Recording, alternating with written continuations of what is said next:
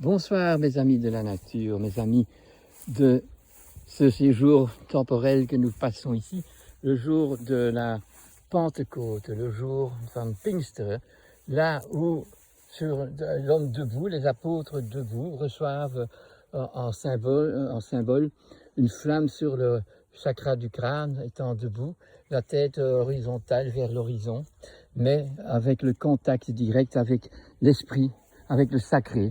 Donc là, c'est sacré sur une image symbolique, le rapport que l'homme, unique créature sur terre, qui peut rentrer dans le contact avec l'esprit, cet esprit qui n'est donc un symbole d'impossibilité de donner une image à part cette flamme qu'on a pris comme symbole. Parce que bon, Dieu le Père ou Dieu le Fils, mais ça c'est déjà des images qui sont très terre à terre, qui sont très inventées par l'homme, tandis que l'esprit lui-même, ça nous fait savoir que nous, en tant qu'Homo sapiens, nous sommes des créatures animales, mammifères, omnivores, planétaires, qui peuvent aller partout, qui ont de plus que ce qu'ont les animaux et les plantes, parce que tout corps est animé, donc corps et âme. Donc, corps et âme, pour ma chèvre que je vois là, pour le mouton que je vois là, c'est corps et âme. Mais eux n'ont pas le rapport de cette flamme avec la divinité, avec l'énergie créatrice, avec cette intelligence créatrice très difficile à nommer, puisque justement c'est innommable. Mais c'est partout, c'est présent. Donc entre ce mouton, cette brebis et moi, il y a un plein d'air qui est vide de substance, penserons-nous. Mais on a déjà bien vu ça dans les vidéos précédentes, que c'est plein d'air, qu'il y a des minéraux là-dedans, qu'il y a donc tout plein de bactéries, de exosomes, de virus. Mais tout ça, on ne sait pas le voir. Il faut, grâce à l'imaginaire, donc, je ne sais pas encore, par l'imaginaire, on n'est pas directement dans le sacré, mais on est parti de ce qui est tout à fait terre à terre, on est plutôt déjà dans l'imaginaire, et donc on voltige entre le ciel et la terre. Et à un certain moment, si on est bien avancé dans nos méditations et dans notre personnalité qui perd de plus en plus cet égoïsme, mais qui rentre donc dans ce don total d'amour pour la vie, cet état d'adorer en humilité toute la création pour découvrir au fait le pourquoi et le pourquoi je suis ici. Et se rendre compte que je suis donc une étincelle spirituelle qui est quelque part éternelle, mais pas pendant le temps que je suis incarné. Dès que je suis ici sur Terre, j'ai mon moment, et donc le temps et l'espace qui est certain. Mais dans cette espèce d'espace qui nous pensons être vide parce qu'elle est transparente, quand il y a de la lumière, eh bien, il y a tout plein de choses qu'on ne voit pas, mais qui sont présentes. Et il y a le fait que ce niveau du sacré, ce niveau de l'éternel, il est partout. Il pénètre mon corps, il passe à travers mes vêtements, il va jusqu'au cosmos, il va donc jusqu'au soleil. Et il n'est pas sensible puisqu'il n'a pas de corps, puisqu'il est incréé, cet esprit. Mais il fait la création possible et il entretient la création. Donc il est omniprésent, il est dans toutes mes cellules, il est dans toutes les feuilles de cette espèce de l'ortie que nous voyons ici. Il est dans... C'est ça qui est intéressant de comprendre, que l'esprit qui anime tout est partout et n'a pas de corps. Donc il est interpénétrant et c'est grâce à ça qu'il transmet toutes les communications qui fait que la salamandre sait qu'elle est une amphibie et qu'elle doit sortir de l'eau, mais qu'elle doit re-rentrer dans l'eau. Tout ça, c'est donné. Mais pour les plantes et les animaux, ils le font automatiquement ou d'une façon tout à fait animée par l'instinct, mais nous pas. Nous avons un corps qui est comme celui des animaux, mais nous sommes tripartites. Nous avons le don de la raison et nous avons la capacité, si on le veut, d'être raisonnable. Donc de se soumettre avec amour au rôle que nous avons à faire ici, respect que nous devons donner à tout ce qui est autour de nous, à la construction d'un monde qui est domestiqué, qui est élevé, grâce à toutes les connaissances que nous pouvons aller rechercher et recevoir par notre amour de ce sacré, par cet amour de cet esprit.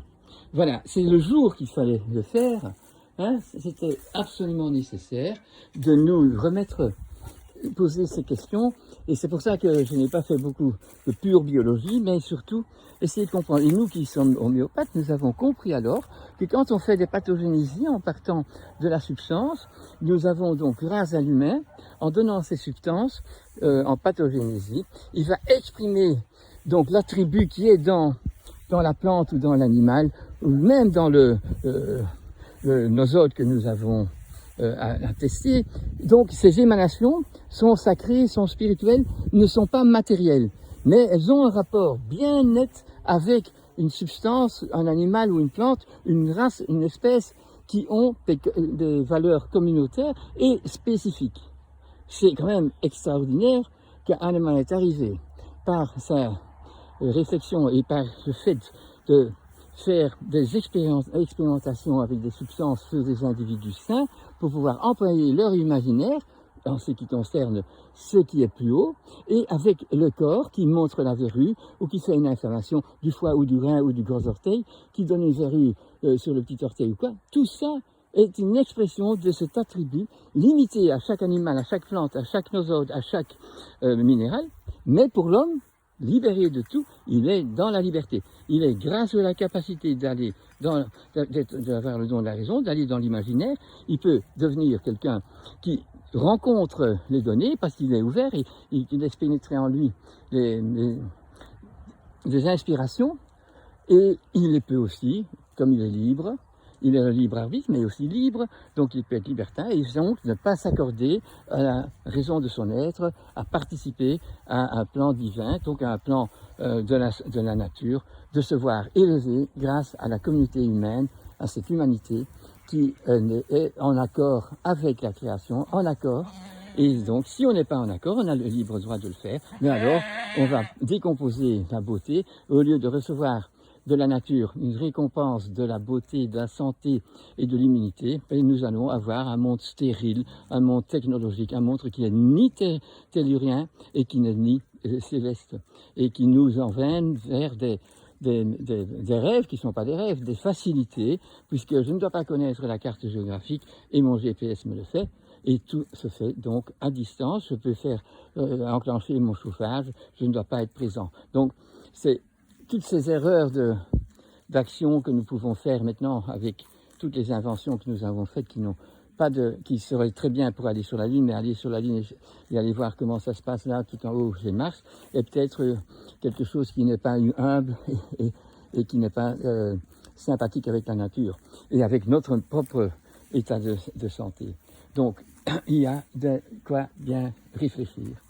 Hein, vous voyez ces animaux ici qui ont été déplacés aujourd'hui, ils sont tout heureux de tomber dans une prairie qui est si riche d'herbe, mais ça c'est pas tellement bien, parce que le mouton, normalement, il est sur des cailloux et il trouve presque pas d'herbe. La chèvre, elle fait comme nous, elle se met debout, elle est caprix, elle veut manger les feuilles des arbres, et donc elle se met debout, tandis que normalement, la vache, elle a un vrai ruminant qui met sa tête en bas et qui ne bouge pas beaucoup, qui va d'une herbe à une autre.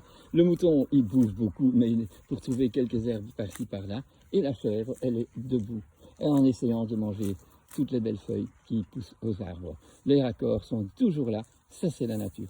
Rien n'est séparé, tout est en communication. Et cet esprit, ce sacré, est la communication par elle-même. À nous de la découvrir, de se mettre disponible, de s'ouvrir, à demander à cette présence tout le temps présente et pénétrer jusque dans chacune de mes cellules, de m'aider à découvrir comment faire pour faire de ce monde un paradis. Et dans le discernement, donc pas simplement comme je veux, n'importe quoi. Et voilà, aujourd'hui, le Saint-Esprit est descendu et j'espère qu'il va nous donner cette force de travailler à réparer ce qu'on a démoli et ne plus attaquer avec acharnement comme un guerrier ce Covid-19-20. Et voilà, bonne soirée.